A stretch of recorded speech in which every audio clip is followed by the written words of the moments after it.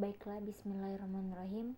Pada kesempatan kali ini, kami dari kelompok 5 akan membahas tentang logam golongan 12. Adapun anggota kelompok kami yaitu Nufitriani, Saharatun Nadira, Fajira Khairunisa, Ummul Khaira, Nur Mukhlisa, Fitriani, dan Ferdi Setiawan. Untuk mempersingkat waktu, langsung saja saya ke pemateri pertama.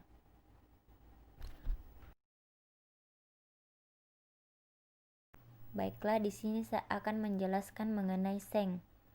Seng adalah unsur kimia dengan lambang kimia Zn, bernomor atom 30 dan memiliki massa atom relatif 65,38. Seng merupakan unsur pertama golongan 12 pada tabel periodik. Sifat fisika dari seng adalah penampilan putih kebiruan atau berkilau, fasenya solid, titik leburnya 420 derajat Celcius, titik didihnya 900 derajat Celcius, kepadatannya 7,14 gram per cm pangkat 3. Adapun sifat kimianya yaitu bersifat sangat reaktif, misalnya bereaksi dengan asam encer menghasilkan ion depositif sebagai berikut. Zn tambah 2H3O+ menghasilkan Zn2+ tambah H2 tambah 2H2O. Logam ini juga bisa terbakar jika dipanaskan secara perlahan dengan gas kloron.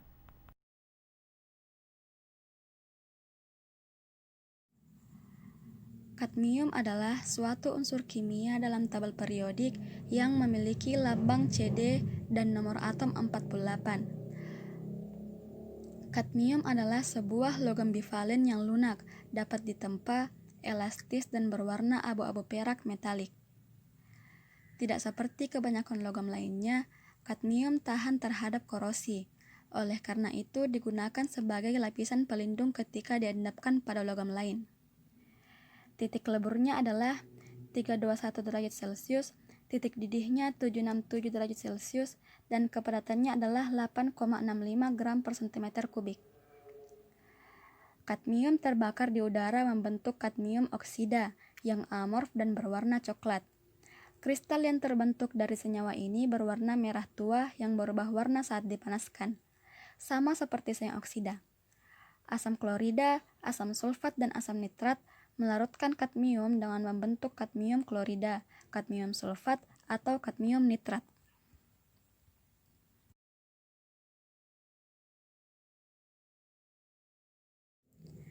Yang ketiga adalah raksa atau merkuri atau hidrargyrum, yaitu unsur kimia pada tabel periodik dengan simbol Hg dan nomor atom 80. Unsur golongan logam transisi ini berwarna keperakan dan merupakan unsur yang berbentuk cair dalam suhu kamar serta mudah menguap.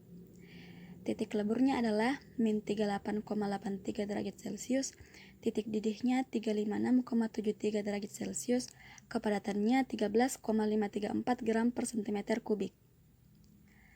Raksa merupakan logam dengan ikatan metalik terlemah di antara semua logam, dan satu-satunya logam berfasa cair pada temperatur kamar. Lemahnya ikatan metalik mengakibatkan tingginya tekanan uap pada temperatur kamar, dan ini sangat berbahaya sebagai racun jika terhisap oleh makhluk hidup.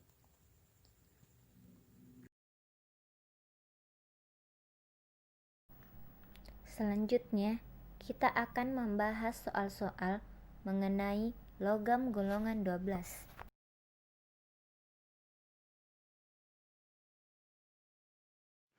Baik, saya akan menjelaskan tentang soal 8.2 di mana soalnya yaitu jelaskan secara ringkas mengapa logam zinc, kadmium, dan raksa tidak termasuk golongan logam-logam transisi. Demikian juga tidak termasuk logam-logam alkali tanah. Jawabannya yaitu logam zinc, kadmium, dan raksa tidak termasuk golongan logam-logam transisi karena sifat kimianya yang berbeda.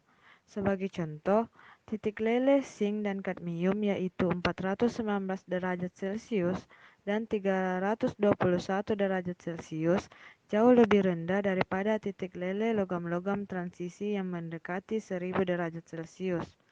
Logam sing, kadmium, dan raksa juga tidak termasuk golongan logam-logam alkali tanah, karena logam-logam golongan 12 untuk periode yang sama dengan alkali tanah mengandung elektron penuh N-1 D10, tetapi kosong N-1 D10 untuk golongan 2.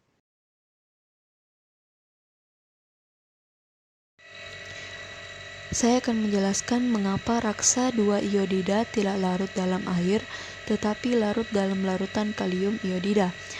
Raksa 2 iodida tidak larut dalam air, tetapi larut dalam larutan kalium iodida karena ion iodida mengendapkan ion raksa 2, di mana endapan ini larut dalam iodida berlebih oleh karena pembentukan ion kompleks tetraiodomerkurat 2 atau HGI4.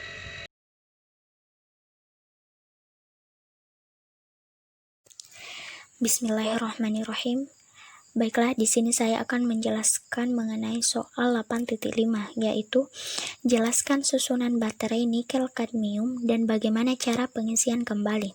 Susunan baterai nikel kadmium adalah elektroda positif atau nikel hidrat NiOOH, elektroda negatif atau kadmium, separator, case atau sebagai pelindung baterai, sealing plate atau menjaga sistem dari interferensi zat lain seperti CO2 yang dapat bereaksi dengan 2KOH sehingga akan membentuk K2CO3 dan menyebabkan terbentuknya kadmium karbonat, yang keduanya dapat mengganggu siklus dalam baterai. Kemudian insulation ring dan insulation gasket. Nah, pada proses pemakaian dan pengosongan terjadi reaksi sebagai berikut, yaitu pada anoda, kadmium tambah OH- akan menghasilkan kadmium hidroksida tambah 2 elektron, sedangkan pada katoda 2NiOOH tambah 2H2O tambah 2 elektron akan menghasilkan 2NiOH 2 kali tambah 2 OH-.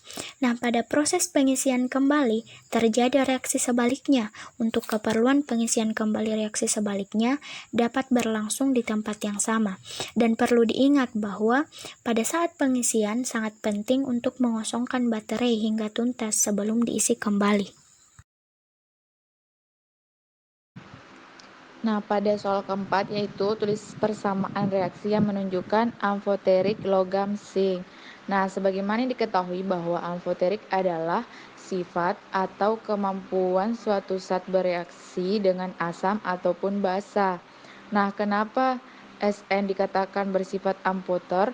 Karena di saat direaksikan dengan asam dapat bereaksi dan menghasilkan senyawa bersifat asam. Begitupun sebaliknya apabila direaksikan dengan basa juga mampu bereaksi dan menghasilkan senyawa bersifat basa. Nah, pada soal ini pada reaksi pertama di mana yang pertama itu di mana H3O+ bertindak sebagai asam pemberi suasana asam dan mampu bereaksi menghasilkan SN2+ ditambah H2O.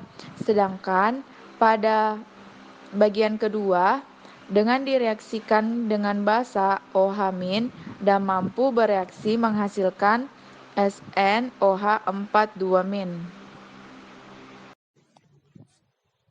Untuk pertanyaan 8.9, yang dimana pertanyaannya adalah jelaskan mengapa reaksi antara ion raksa 1 Hg22+ dengan ion sulfida S2- membentuk endapan raksa 2 sulfida. Hal tersebut dikarenakan pada sifat keseimbangan disproporsionasi pada raksa, yang dimana reaksinya yaitu Hg22+ menghasilkan Hg ditambah Hg2+, yang dimana nilai tetapan kesetimbangan disproporsionasi pada sistem tersebut yaitu 6 dikali 10⁻³ pada kondisi normal.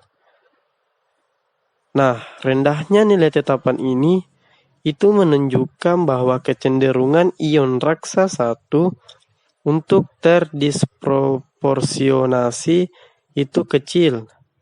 Tetapi pada anion sulfida S2- dengan raksa 2 membentuk senyawa HGS yang sangat sukar larut, sehingga pembentukan endapan HGS dengan KSP-nya yaitu 4 dikali 10⁻⁻53 itu mendorong keseimbangan ke arah kanan. Akibatnya, reaksi total raksa 1 dengan ion sulfida tidak akan menghasilkan raksa 1 sulfida, tetapi menghasilkan endapan raksa 2 sulfida. Menurut persamaan reaksi, Hg22+ ditambah S2- menghasilkan Hg ditambah HGS.